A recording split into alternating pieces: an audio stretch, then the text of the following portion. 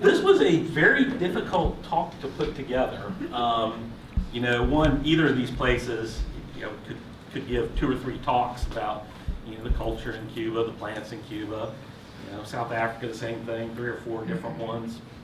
So it's tough to get it all into one talk. So I did it. It'll be 2.5 hours. No, you know, it's not. I had to leave out a lot. There are a lot of people in the audience who went on one or both of these trips, and they're going to be saying, well, what about this? What about this? Because I did have to drop off an awful lot to get it all in here. But it was also difficult because there's a lot of people who went on these trips in the audience, and usually when I get these, you know, plant exploration or, you know, whatever these talks, I lie a lot, and it's going to be a lot harder to do that with this group. All right, now I can get started. Talk about Cuba and South Africa. Why y'all all are here. And y'all yell if I start to fade out. I've got a little bit of a tickle in my throat, and so I may or may not make it all the way to the end of the 2.5 hours. So we'll start in Cuba, which was just amazing place. You know, we were helped out when we decided to do this tour. We announced it, and about a week later, President Obama announced that we were going to be opening relations with Cuba, and I think everybody wanted to go before there was a Starbucks on every corner. So everybody, we got it filled very, very quickly. And it's a really neat place because the history is so apparent there. It's really, everything you look at, you can see this history that's there. You know, you come out of the airport and, you know, just down the road, there's big billboards that, you know, I don't speak or read Spanish, but that I can, you know, for the revolution. Viva la revolution. You know, and we came in, and first thing we did, we got out of the airport, drove to have lunch, and we parked, and right beside it where we park is this building. And the architecture was kind of one of those first things I really noticed that you really see the history there. You know, you had this old Spanish architecture like this, really beautiful, incredible buildings. Oops. And then you have this more colonial architecture scattered throughout, not as prevalent, but you can kind of see the progression. And then what's great, you go to this, I don't know, we have an architect in the audience, so I don't know my architecture. What I would call mid-century modern is it looks like what I see in California and southern Florida, all these flat top roofs and really interesting architecture. And then, boom, it is all 70s, you know, prefab Soviet buildings after that. So you have this really ornate, beautiful architecture, and then, boom, these really ugly buildings. And they're still building them. That's what they're so used to building. Wow. They still do them. Early on, in the early years after the revolution, when they were building these things, people would go and help build one of the buildings. They would go after work. They would go, and people would help build, and then they could move in and live in one of those places. So, I mean, I have fantastic neighbors, but I would not want them building my house at all. But a lot of them are still standing. So it's very stark contrast between the different eras of construction there. And you know, I didn't really realize it, but yeah, I kind of knew in the back of my head, but had never thought it through. You know, once we started imposing sanctions on Cuba, they really relied on the Soviet Union for everything they had. You know, an island nation, there is not a whole lot. If you're an island nation, you have to get everything from somewhere else. And they were subsidized by the Soviet Union. You know, they really liked having a communist country right there at our doorstep. And so Cuba would send sugar cane, and in return they would get everything else they need. They would get food, they would get, you know, car parts, mechanical things, everything. All their stuff came from there. So in '91, when the Soviet Union collapsed, that did it for Cuba. They got nothing else from the Soviet Union. After that, you know, they had to pay cash just like everybody else, and they didn't have any cash. There was always, you know, send over sugar and get back this material. So in '91, things got really bad in Cuba, and it's still in conversations you had with people there all the time, that date is something that is really firmly imprinted on everybody's mind. Is 1991 when the Soviet Union collapsed and their economy just stopped. So they are really excited to have Americans there. You know, the rest of the world's still been going to Cuba all this time, but you know, if you're a European and you're going for an island vacation, Cuba may not be your first choice if you're you know, you're wanting you know, that, you know, Sandals Resort kind of experience. So, you know, having us 90 miles away and being able to come they're really looking at that as a real boom for their economy. So in Old Havana, you know, is this interesting place. You walk around, there are old cathedrals there, all these old buildings, shops, and everything else around there.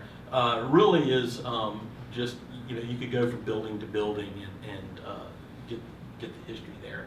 But it's interesting, you know, some places really try and preserve their history, you know, intact without touching it at all.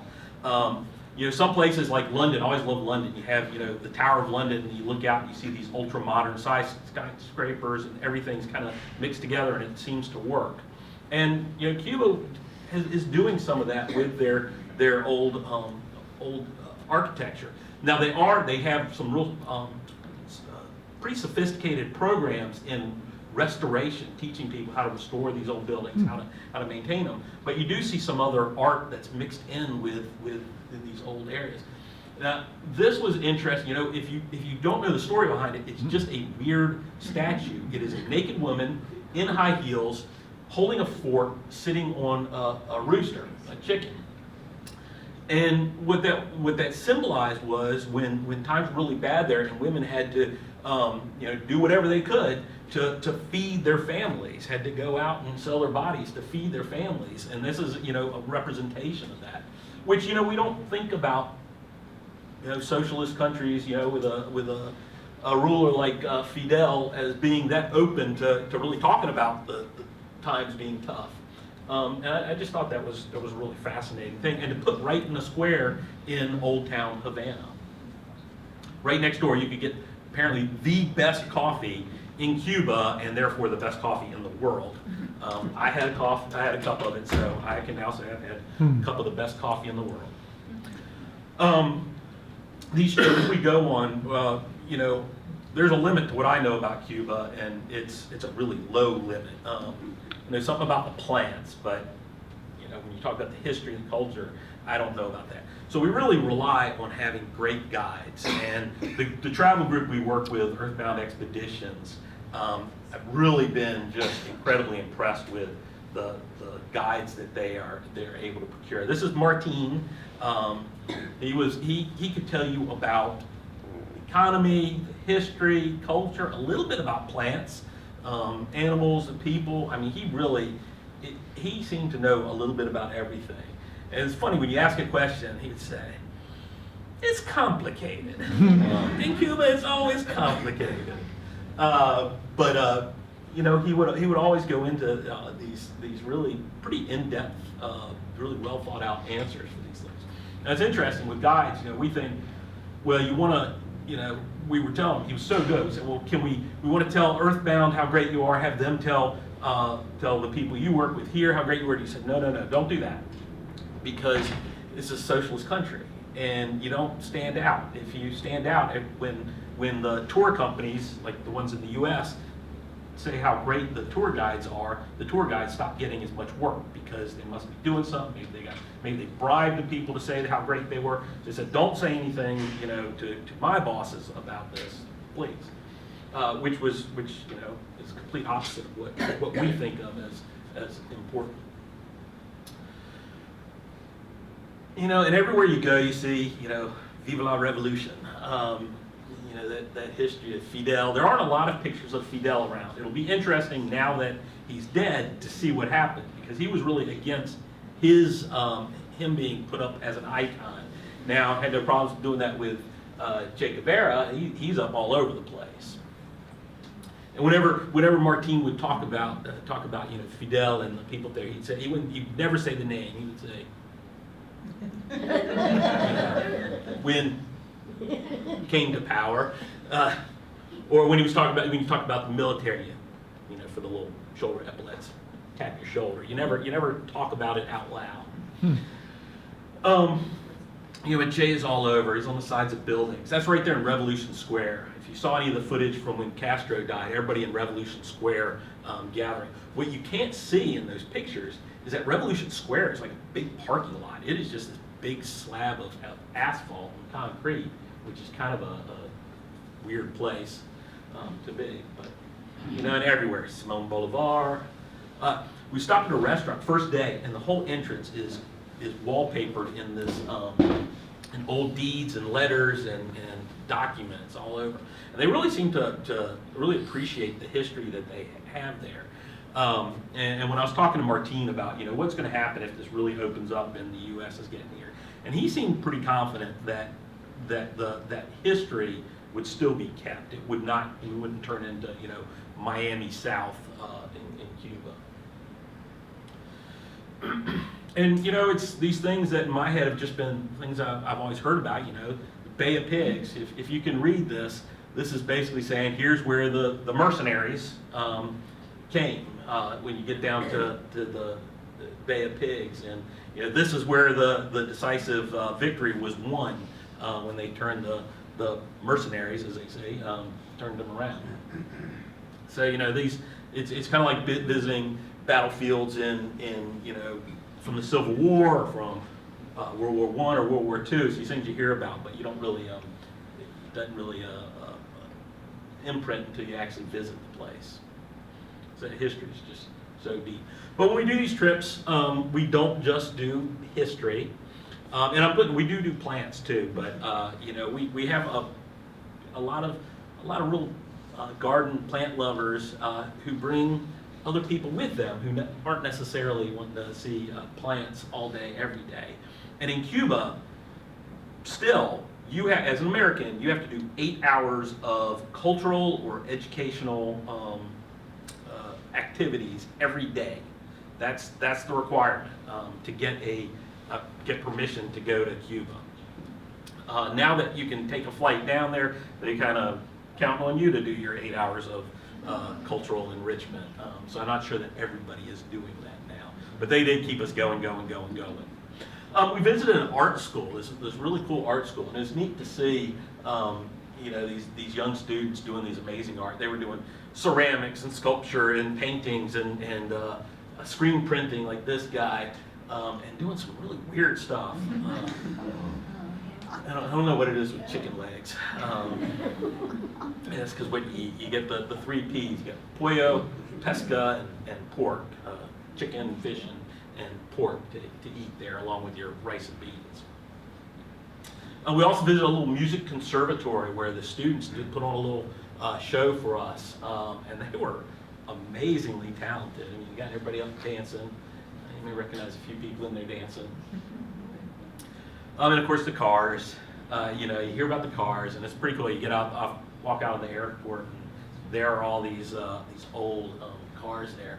And that's another one that, talking to Martine, I was really concerned that one of the things I heard is all these collectors are going to come down and get all these cars. And what I've learned since then is all those cars are so rigged and everything. The people who collect these old cars, they want everything as original as possible, and there's nothing original in these cars at all.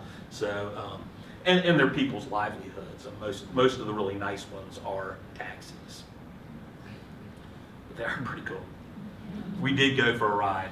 We went out one night. We all piled into a bunch of convertibles and drove around. But you get the other side. You got those really cool cars, and then you had the Soviet Ladas, the little boxy, ugly things. And then things like this. When I first saw it, I thought it was like a ride around Central Park. But no, if you look at the back, there's bags of something there that's being used to deliver whatever it is. It really is this whole kind of spectrum from these pretty flashy cars and metallic pink and purple and all the way to horse-drawn carriages. And of course, no trip to Cuba is complete without visiting Ernest Hemingway's home. It's Finca Pichia. I can't speak Spanish at all.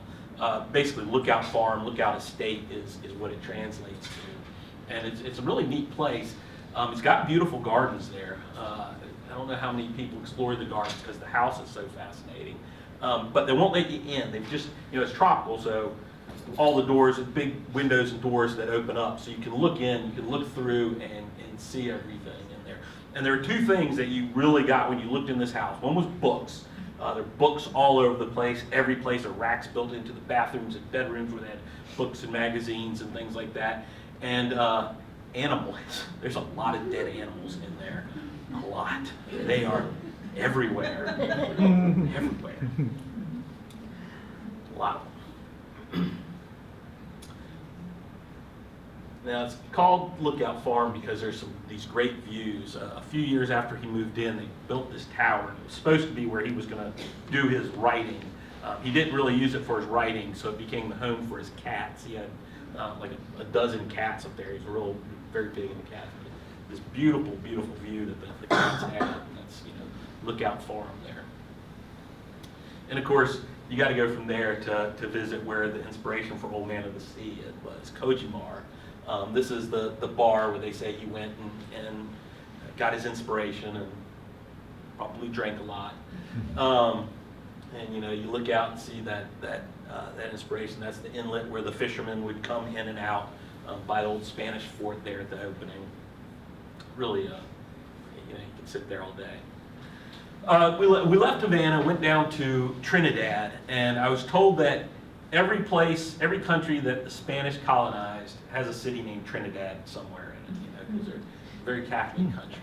But we get there, we have to get off our nice comfy bus, and they put us on these big Soviet-era open-sided trucks, and we went up the mountain. It's little roads, a big truck, and you're going along, and it's getting steeper, and you're going up and going down, and you start seeing these signs. And I don't know a lot of Spanish, but that I can read. I know what via means, and I can guess what reparación means. And then you see this, and I can't read that. Curvus peligrosus. Somebody very kindly pointed out that means dangerous. And there were a lot of these dangerous curves, right? And there were a lot of these signs: road under construction, dangerous curve. There are a couple more, and most of them I tried to get pictures of them, but I have a lot of these really blurry pictures of them because we're going so fast by them. It was fun, but it was worth it when you get to the top and you get a look out over the, over the forests, over the sea on the other side. Really, it's amazing, amazing views, and the flora of Cuba is really interesting. It shares a lot of similarities with the U.S., but it also has these odd things there. One I mentioned several times to people before we left was boxwoods. And boxwoods come from Asia. They come from the Caucasus regions, Turkey and Georgia, the Republic of Georgia, places like that. But there are more species of boxwoods in Cuba than anywhere else in the world, which is fascinating. I never saw one, or never saw one that I could identify as boxwoods. I know some of them have very big leaves compared to other boxwoods, but it really was kind of striking to get out there and get into some relatively native areas. Now, this had been a coffee. This had been, still is, somewhat a coffee plantation, coffee growing area. So we did get a chance to have some coffee that was, pretty freshly roasted right off the plant, which was nice. That's the coffee fruit. If you've never seen it, coffee is related to gardenias. If you look at the foliage, it's very kind of similar to just like a giant gardenia leaves. But then you get these red berries. You know what the real in thing is now? Not from Cuba, but from some places. They feed them to ocelots or some other animals and let it go through the animal, and then they roast it, and then they sell it for 50 times as much. I don't know why. But getting up there, we also got a chance to really get out in the woods. And the guy in the lead, he was this naturalist, and I'm hoping the people who went on there did not pay too much attention to what he said. I'm sure he was very knowledgeable, but one of the first things he said was something about making tea with brugmansia, If you don't know, Brugmansia is incredibly poisonous. Incredibly poisonous. And he had all the native cures for everything. And they're probably many of them are great, but man, I kind of shut the door. I was like, whoa, I'm not gonna listen too much to this guy. But it was a really neat trek up through the woods and around, and showed us some things that were going on there. We did leave our own mark on there. Lori's here in the audience. Went in this place, and everybody had signed the wall, so most of us all signed the walls, left our mark there. But what was cool was already there before we got there was an NC State little thing there. So who knows? You run into people all over the place. We stay at nice hotels. You know, this is the hotel we stayed at in Trinidad, and you have birds in there that chirp, little songbirds, and a nice pool, and it's on the beach, and it's this gorgeous thing. You know, you just have to ignore the fact that the air conditioner might not work, the windows might not open. When somebody takes a shower, the water up in the room above you, the water may come sheet down across the wall into your bathroom, that kind of thing. But like I tell people, you know, if you want somewhere comfy and nice and where you know exactly what's going to happen, go to Cleveland, visit the Rock and Roll Hall of Fame. You don't go to Cuba, places like that. It looked really nice. And no matter what was going on in the rooms, they were out painting the outside of it, so it looked really nice. And you get that in a lot of places like this, where a fresh coat of paint, make it shiny and new. You don't worry about the other issues that are going on. And, that's just make do with it if it gets too much. We go for the plants and the gardens and the experience and the culture, but what you always find with these trips is that one of the best things are the people that you travel with. Getting a chance to get to know some different people, get to know people you already know better, hang out, have some great coffee, learn some great history. That's always really the best part for me, which I forget. I travel a lot on my own, and I forget how wonderful it is to actually travel with other people, and you experience so much more because other people, things strike them in different ways, and you can have those discussions while you're out. I still think a trip to New Zealand, 3 weeks, incredible. It was so wasted on me because I was by myself and I couldn't share it with anybody else. But there were plants.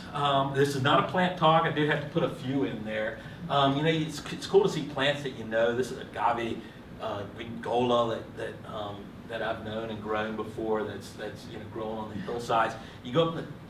This was where we were up high in Topas de Calantes, and there were 3 or 4 or 5 different agaves that we saw up there, which was very, very cool. Things you just never even thought about. Persimmons.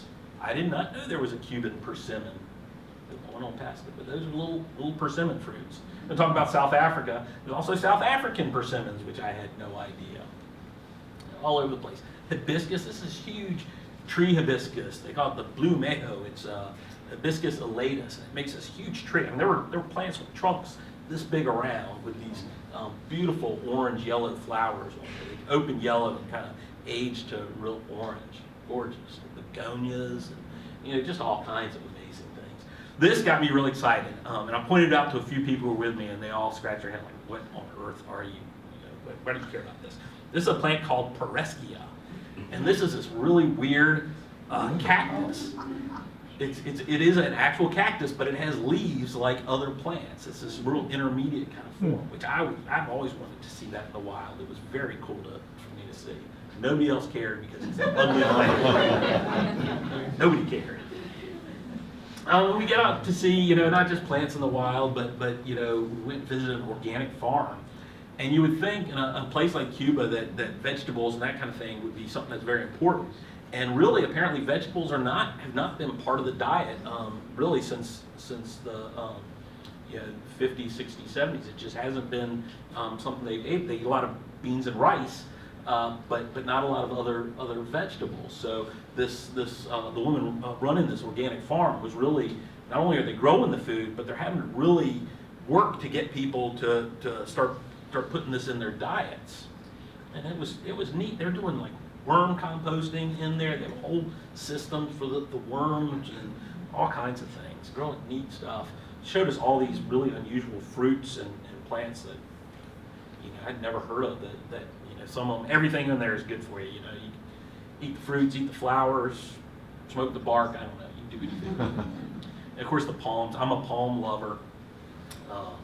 You know, and some of these species that I've seen in cultivation that I love so much, the Coperniceas especially, just made, isn't that cool? These are old, these are like 50, 60 years old, and they're, you know, this tall, little cousin it plants. The Cuelas, look at that leaf, isn't that amazing? And the cycads, a very rare cycad. We did a few of us did a pre-tour in Miami, went to Montgomery Botanical Center, and the director there, Patrick, showed us these this plant, Microcycas calcicola, Microcycas calcicola, they had gotten in at the Montgomery Botanical Center in Miami before Cuba shut down, and there really weren't any other ones around, and he was really excited that they were going to be able to start, you know, getting some new germplasm into the U.S., but very rare endangered cycad. And of course, everywhere I go, this is, you know, rainforest in Ecuador, doesn't matter. It's amazing. It doesn't matter how poor you are, how you're, you know, living off the land somewhere. Everybody grows ornamental plants. Everywhere you go. Doesn't matter if you're in the way off in the hills in Asia, rainforest Ecuador, Cuba, you know, at a poor little elementary school, you know, they're taking plastic bottles and turning them into planters. There's this real need for people to have ornamental plants around them. It's not just about useful in terms of food or fibers or structure. People have always wanted these ornamental plants. I always find that really, really heartening, you know, that people do that. Now, I'll end, I think I'm ending with this. This is one of the strangest things I have ever seen in my life. How many people have been to Pearl Fryers down in South Carolina? He does all the topiary, he does these weird topiary. When you see something like that, you see somebody that, like, just this passion that is hard to understand. I mean, just so. This was this entitled Fusterlandia, they call it. The artist, I can't remember his first name, but Fuster. Anybody know? Something Fuster. You drive up and you see this, and his whole house is just these strange tile works all over the place. It's amazing, and you can walk through and see this whole thing. It is one of the most incredible things I've ever seen. Like the drive, obsession, whatever, one person to do this. I think some of the rest of his family does this as well now too, but it's just crazy. There were mermaids on top of roofs and giraffes, and you know, his house got too much of the house, and so it started going around through the neighborhood and filling the whole neighborhood up with this thing. You know, you look down little alleyways and there's this stuff going on. It is the coolest thing. If you go to Cuba, it's right outside Havana. You got to go to Fusterlandia through this neighborhood. It's amazing. So now we'll say goodbye to Cuba and head over to South Africa. This is a picture I took, just so y'all know. I've got a pretty good lens on my camera, but that line was stuck this close. We'll get to that. So, you know, we get into Cape Town. In Cape Town, you know, South Africa is great because they speak English, so it's easy to get around. You know, they speak other languages too, Afrikaans, and then there's a lot of other languages there, a whole lot. And you know, it's very kind of Western, it's very kind of European. When you walk around, you can see a lot of Europe there. But then you go in to eat somewhere, and you can get a zebra and warthog kebab. You know, I did the kubu kebab, ostrich, crocodile, zebra, and warthog. And my family's from Louisiana, so I've had a lot of alligator anyway, but never had ostrich or warthog. I'm assuming the ostrich is the one that tasted like chicken. I don't know. So you get, you know, all of a sudden you're like, okay, well, I am not in Kansas anymore. And then you see things like this, which make you think you're, you know, in Portland or Seattle or somewhere like that. You know, it's the in thing to have the little boards outside. I don't know if you can read that, but it says, "No hipsters. Don't be coming in here with your hairy faces, your vegan diets, your tiny feet, and your sawdust bedding. No, wait, hamsters. No hamsters." I love that sign. But I got to do, really got to do some of those dream things for me. The Cape of Good Hope. I really love, travel logs, old travel logs, and old exploration logs. And there are always the talk about rounding the Cape of Good Hope. And so to go there and actually see the Cape of Good Hope was pretty cool. And we went and visited some other areas. We like to do some culture on these trips as well, not just plants, not just animals in this case. And we went to Cliptown, which is a settlement in Soweto, the Southwest Township. That's technically what that is. And it's this incredibly poor place. And there are these settlements and townships all over in South Africa that are kind of the remnants of apartheid, where they're really just shanty towns, and just incredibly poor. But we visited with this thing called the Cliptown Youth Project, which is and this guy who was running it, who was just these amazing people. And they're trying to teach kids and the adults, but mostly kids, some valuable lessons. Teach them how to better themselves, do well in school. So like they have CNN has a program, CNN Heroes, and so they've got a computer lab there in the middle of this shanty town. There's a computer lab here, and I loved when you go inside. You got only 20 minutes on Facebook, but all these really nice computers there. And I love to see they had a greenhouse right in the middle of this township, and a whole gardening schedule posted for the kids to go in and know when to water and when to weed and when to do all the tasks in there. And visited, and that was kind of our introduction. You see that, and then you visit Robben Island, where Mandela was held prisoner. And if you've ever read The Long Walk to Freedom, a lot of this really, you can visualize this, these tiny cells. That's the bed, it's not a cot with a thin mattress. It is a thin pad on a concrete floor. There's one section of Robben Island in the prisons where they had the cells were open, and you could go in, and there was a box in there that would have like one artifact from one of the people who stayed in that cell that they had put in there with a little note about what that was. And it was it was all kinds of different things. It might be a really everyday object, like a toothbrush that they were really happy they had gotten because they'd been there for a year and a half without a toothbrush. That kind of thing. When you go around Robben Island and see kind of the conditions and how they lived, it's amazing. And it's very cool. Like I said, Long Walk to Freedom is one of those. It's one of my favorite books. It's so good. And he talks in there about hiding. They would pass messages back and forth in this courtyard, back in this corner. This was kind of Mandela's little garden area that he had. And he went from there. The anti-apartheid really got big. They moved him to another prison and got to kind of a nicer place. But it was still a prison. And we went and visited that. We couldn't go in because it's still in operation, but there's a statue outside, and it's a statue of him walking out of this prison. And when he went to prison, he was told he was going to be there forever. And he said, "No, I'm gonna walk out a free man." They said, "No, you're not." So when they went to release him, they went to pick him up in the car to drive him out. He said, "No, I'm walking out of here a free man." So he actually literally walked out of the prison before getting in the car. So it's neat to see all that. But it wasn't all, townships and prisons. We did do a lot of vineyards. It's all about horticulture. We gotta go visit the vineyards to sample the wares. Which is a lot of fun to get in there and have these wine tastings. Something I like to do anyway. But how about this? Wine and chocolate pairings? Yes, sir. I'm on board for that. That was awfully nice. And great food. Food was just amazing. Everything from springbok to chicken. Every meal was great that we had. And of course the plants. Now this, Cuba, I found the plants interesting. South Africa, I know something about these plants already, and really was fascinated with them. And I could do a whole talk on plants. I'm not. That's for the second hour. But the ones that got me, proteas, you see these in florist bundles. This is the Queen Protea, their national flower. But this whole family is just all over the place. And I was hoping, I'd get to see one or two of these in the wild, some of these different proteas in the wild.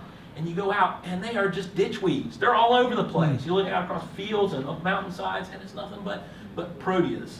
A lot of especially down near Cape Town, they have the floral regions called the fynbos, which means fine bush. And you have a lot of these proteas with fine leaves. You have heaths, ericas, which are related to rhododendrons with these fine leaves, and a lot of bushy asters and daisies with these fine leaves. And they make teas with fynbos. I've just heard about a really great gin that's infused with all the herbals from the fynbos. So that's on my Christmas list for next year. But they're so different, they're so funky, and they were everywhere. So cool. And how some people get their pictures taken with celebrities. I got my picture taken with an old welwitschia, which is this little guy. Well, there's a big, old, mostly dead one, but this is this ancient plant. It's like a conifer. Well, it's a very, very primitive conifer. And it's, I believe, the only plant in the plant kingdom that the leaves continue to grow for the entire life of the plant. They just keep kind of, these tongues, these are big leaves, they just keep growing out, growing out, and growing out as it goes. And they were very slow. They grow in the Namibian desert in just the driest areas. And so that's how everybody grows them, just bone dry. I mean, basically in sand. You never water, once a month maybe.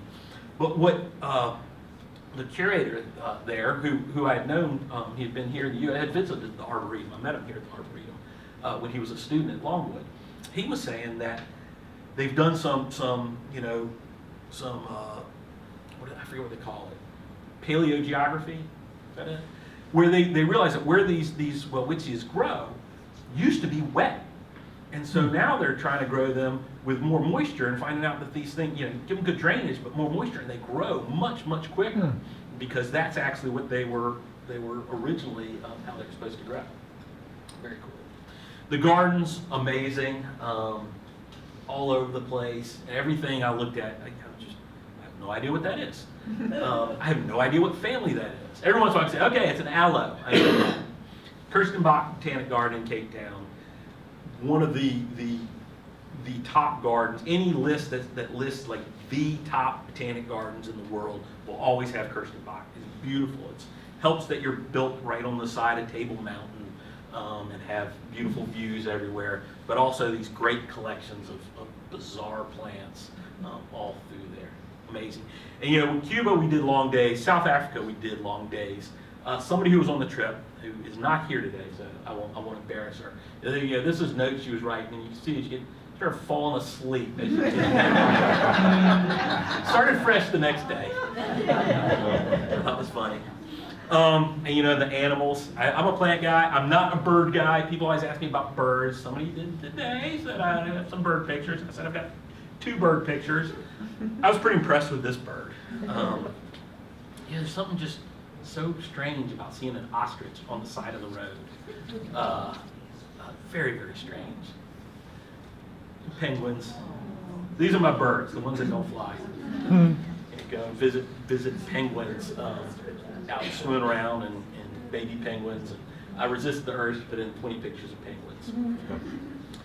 But we did then go up to the Pilanesberg Game Reserve, which I thought it was going to be the lions or the elephants that really did it for me. It was the giraffes. There's something about seeing the giraffe in the wild that to me was maybe the coolest thing I've ever seen.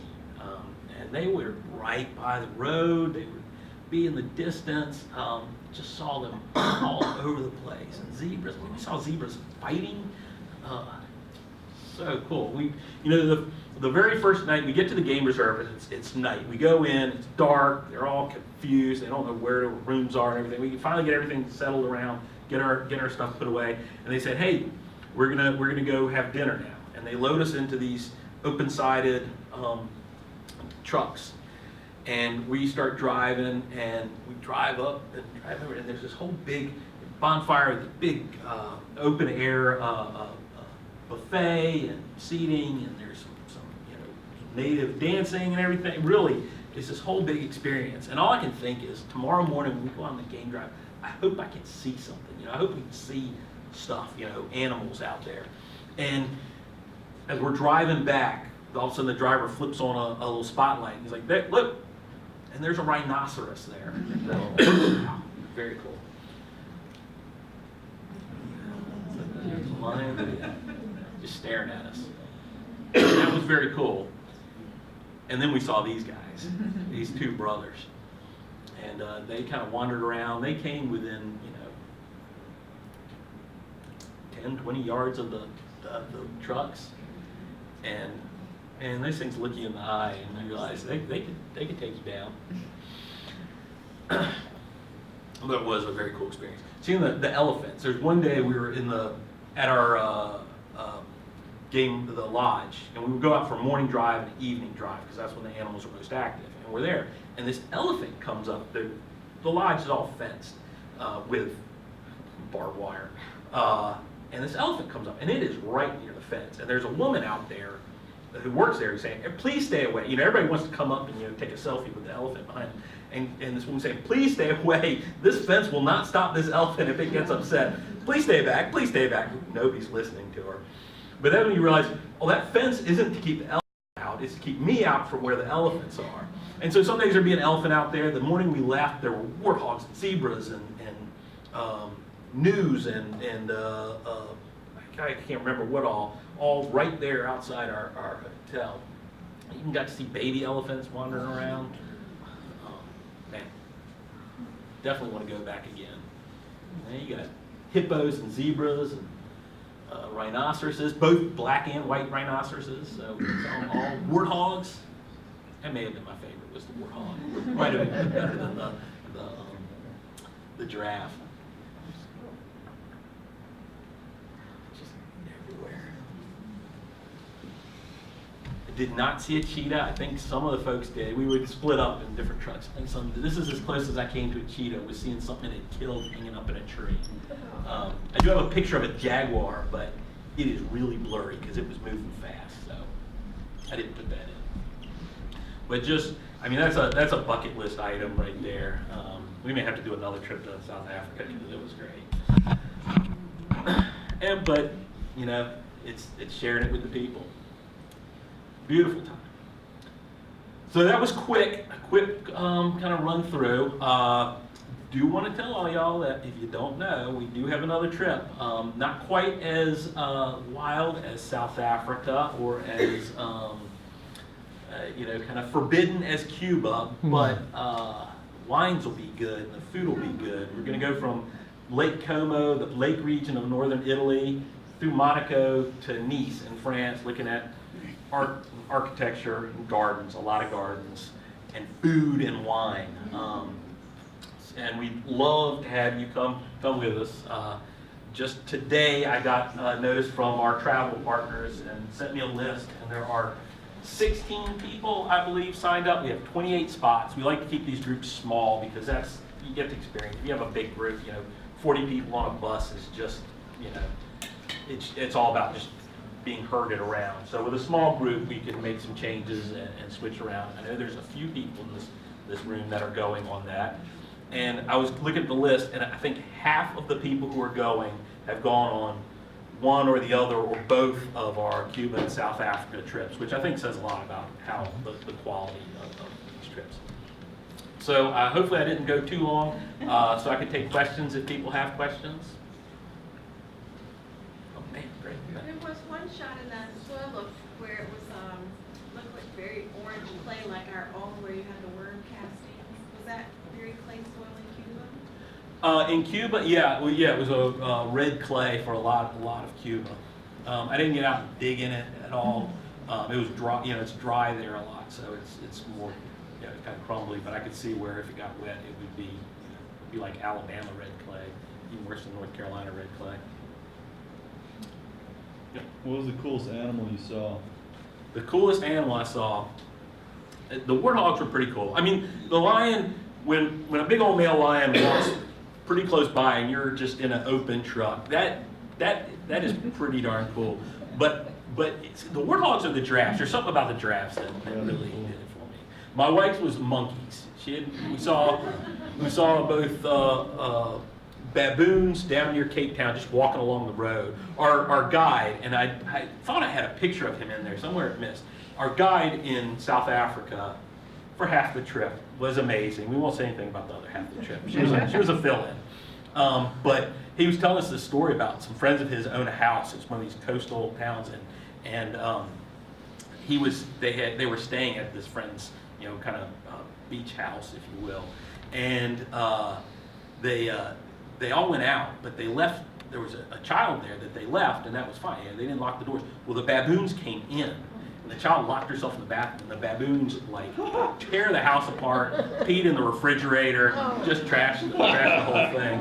They said they're smart. Monkeys are smart, and so people put bars up on their windows and doors so they can't get in. So now they'll take their young ones and they'll put the young ones, slide them through the grates, and they'll go steal all the food and hand it out. But I've seen monkeys at other places. But that was it for hers, for my wife. I always say it's a good trip if you see monkeys. It's always good. What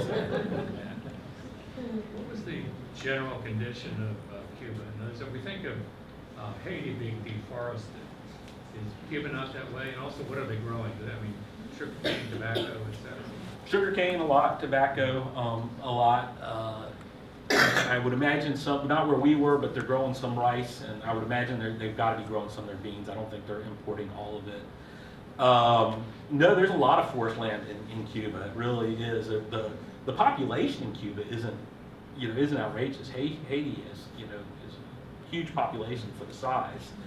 It's not in Cuba, so there's a lot of open areas and a lot of woodlands and things, and a lot of there are a lot of groups that go down there. The Magnolia Society did a trip down there. It's funny. We went to the Havana Botanic Garden. And I had arranged ahead of time to meet up with somebody who was working with some magnolias. I wanted him to show me some of the magnolias they had. And we get there, and our guide, Martine, sees this guy, and they hug. And apparently, Martine had been a guide on a cactus trip where a group had gone all across Cuba with the curator of this garden, looking for cactus. So, the plant life is still really, really robust there. You try any of those infamous Cuban cigars? Yeah. And you can bring Cuban cigars back now. And rum. Yeah, I'm not a cigar aficionado. It was nice. It could have been an El Salvadoran cigar, I wouldn't have known the difference. Could have probably been a North Carolina cigar, I probably wouldn't have known the difference.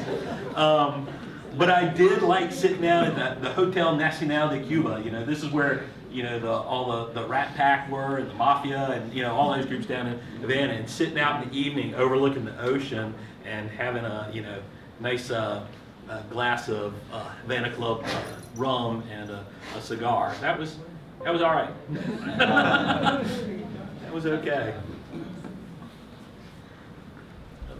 Is there a pipeline that's developing for bringing Cuban plants into the U.S.? Not at this point. There is no mechanism to get plants out of Cuba right now. The documentation that's needed in the U.S. That you have to get from the exporting country you just can't get that. You could get seeds in, and it would be legal in the U.S. if you had the right permits, because you don't need some of the well, you can't bring CITES things yet. That's a little different, but you don't need all the phytosanitary certificates if you're doing seed. But it would be illegal from the Cuban side. So to send them out of Cuba would be illegal. So no plant collecting while it's there. We'd like to go back. There's some really interesting things there. That would be, there's a mountain laurel calmia that grows there. There's magnolias. There's just all kinds of really cool stuff there. Well, you mentioned that vegetables aren't used for the diet there. But it's, tropical island, it seems like an ideal place to be growing. So, when you were there, did they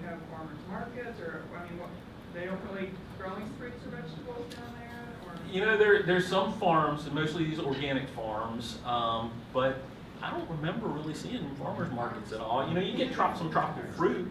Just the vegetable. Yeah, they did have vegetable carts, yeah. So you'd see some, just wasn't a huge part of the diet.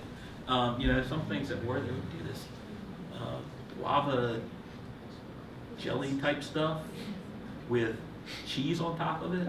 Oh, it's so awful. You know, you get we would have meals and everything. Every meal like lunch and dinner would start with a mojito, which I'm on board with, and then would end with either flan or this guava jelly with cheese. And you know, I was like, God, I'm sick of flan until I had that other stuff, and that was not good.